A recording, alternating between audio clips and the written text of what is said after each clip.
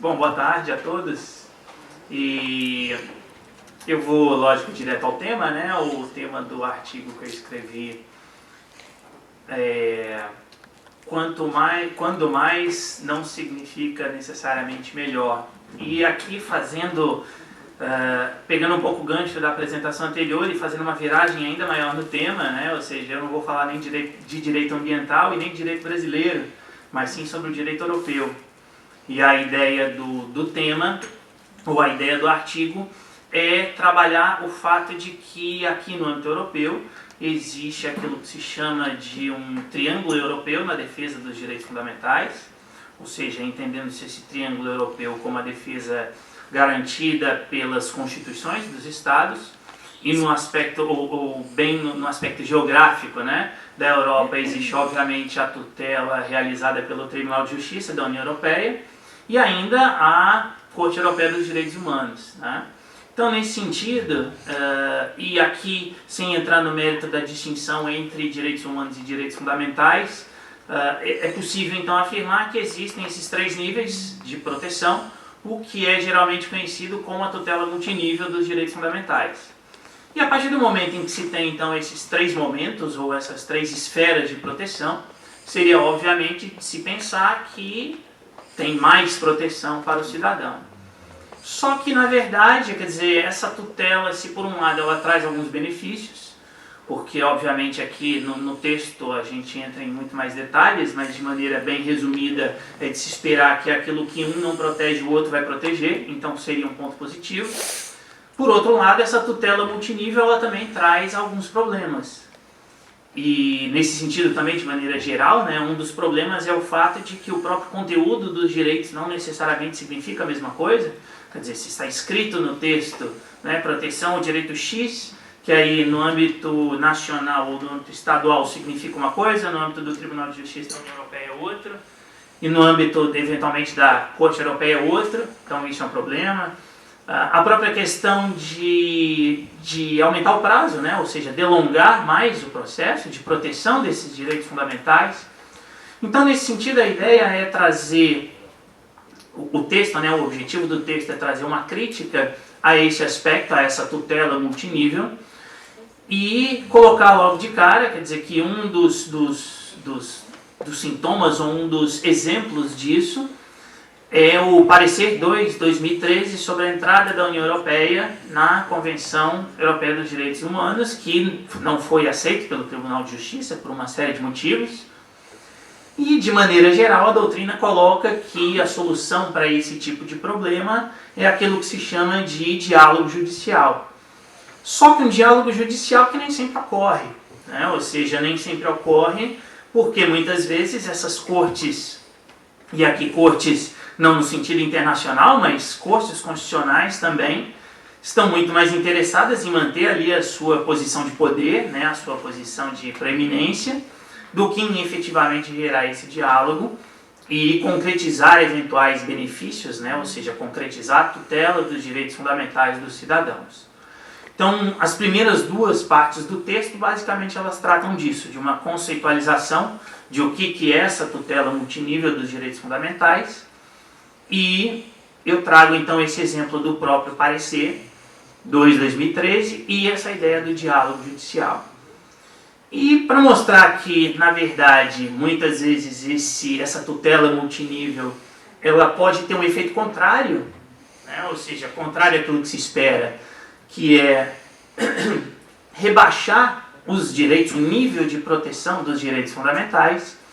Eu analisei um acórdão que é muito conhecido, que é o Acórdão Meloni. Ou seja, o Acórdão Meloni basicamente é um acórdão de um cidadão italiano que cometeu uma fraude fiscal na Itália e estava aqui na Espanha, inclusive, quer dizer, ele pagou uma fiança, foi, né, julgado em liberdade, só que a questão é que ele argumentou que ele foi julgado à revelia, porque existiam dois advogados que estavam presentes na Itália, que em tese estavam ali, né, defendendo. Depois ele disse que não, que esses dois advogados, ele tinha destituído esses advogados, então que na verdade ele teria sido julgado à revelia.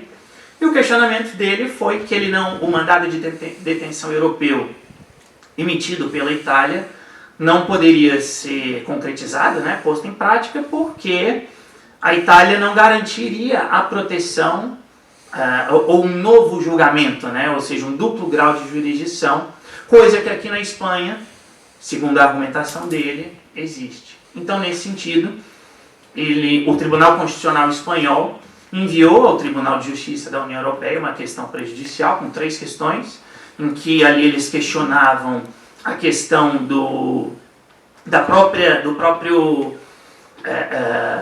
desse mandado de detenção, quer dizer, existiam ali as decisões quadro, então eles questionavam uma que tinha sido, estava em vigor no momento em que ele foi preso e outra que estava em vigor no momento em que ele entrou com esse pedido, porque houve uma alteração. Mas o mais importante é o fato de que é o questionamento, então, dessa ideia do duplo grau de jurisdição, ou seja, da ideia deles ter um novo julgamento, já que, em tese, ele teria sido julgado à revelia, né, na Itália no primeiro momento.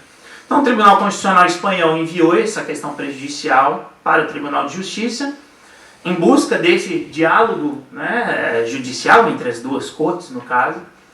E o que o Tribunal de Justiça da União Europeia fez foi simplesmente descartar as propostas ali, vou colocar assim, né, ou seja, as ideias do Tribunal Constitucional Espanhol, e afirmou explicitamente no acórdão que os Estados europeus eles não podem garantir um nível de proteção dos direitos fundamentais, mesmo que esse nível de proteção seja superior ao nível de proteção existente na Carta dos Direitos Fundamentais da União Europeia, ou seja, então, seria uma proteção superior se primeiro, lógico, se esses estados estiverem aplicando o direito europeu, o que por um lado até teria um pouco de sentido, dado a ideia de uniformidade que o Tribunal de Justiça busca na União Europeia, mas o que o tribunal fez? Deixou claro que isso não poderia acontecer, tendo-se em vista, então, três elementos, né, básicos, que seriam o primado, a unidade e a efetividade do direito da União Europeia. Então, na verdade, a ideia do artigo é apresentar uma crítica a esse posicionamento do Tribunal de Justiça, porque o Tribunal de Justiça preferiu priorizar esse aspecto mais formal, digamos assim, do direito, ou seja, tem que ser tudo igual no âmbito da União Europeia, mesmo que um nível de proteção mais elevado dos direitos fundamentais seja colocado em segundo plano.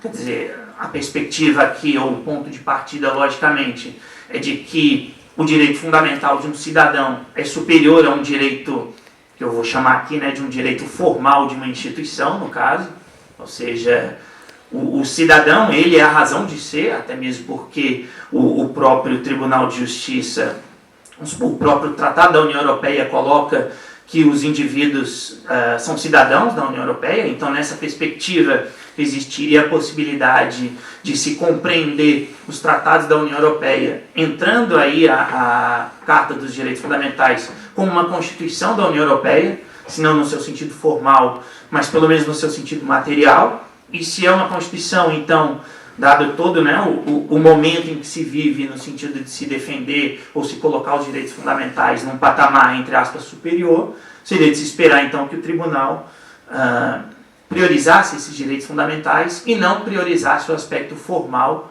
como foi o caso. Então, a ideia do artigo foi essa, quer dizer, trazer um aspecto, no primeiro momento, conceitual, mas também um aspecto prático, quer dizer, e obviamente, né, com todo respeito aqui ao réu, ao senhor Meloni, no caso, quer dizer, eu não estou aqui analisando necessariamente a situação dele, mas a perspectiva que o Tribunal de Justiça abre para o futuro, quer dizer, de colocar o aspecto formal em primeiro lugar e deixar esse aspecto de defesa dos direitos fundamentais num segundo plano, o que se apresenta, ao meu ver, como algo perigoso, né, como uma brecha que se abre para outros eventuais problemas que possam surgir no futuro. Então a ideia do artigo é essa. Obrigado. Matheus, quando eu peguei o título, me causou uma revolta enorme, porque quando eu vou pegar um artigo, eu olho esse tema, agora eu vou sugerir isso, isso, isso, isso. Quando eu peguei o título, sim, quanto mais, melhor. Tá? Aí eu fiquei, quanto mais não necessariamente significa melhor o quê? Aí já me deu uma raiva, né? Porque na minha cabeça eu tenho que ter um script mental daquilo que eu quero sugerir. que já me deu uma revolta muito grande. Mas eu gostei muito do artigo, muito mesmo. Porque me remeteu muito a um dos ensinamentos de Hannah Arendt, quando ela fala nas origens do totalitarismo, quando ela fala que o maior de todos os nossos direitos é saber compreender aquilo que, ou o que é o direito a ter direitos, não é? E eu trouxe isso para a seara do julgamento de Eichmann, em Jerusalém. Quando todo mundo, condenado, ele foi peça fundamental do nazismo, tem que ser condenado. E aí ela levanta uma crítica, ela diz, gente, mas ele era apenas um dente na engrenagem. Se ele não agisse, aquilo ali ele estava agindo dentro das normas constitucionais do próprio nazismo. Então a gente vê hoje em dia que as próprias regras democráticas podem chegar a ser ainda piores, não é? Do que o que existiu. E aí ela vem acrescentar ainda mais. Aí ela fala que além dessa teoria do dente da engrenagem, ela fala na questão da banalidade do mal. Que a gente tem que aprender que o mal, ele sendo pequeno ou grande, é um malíssimo, não é?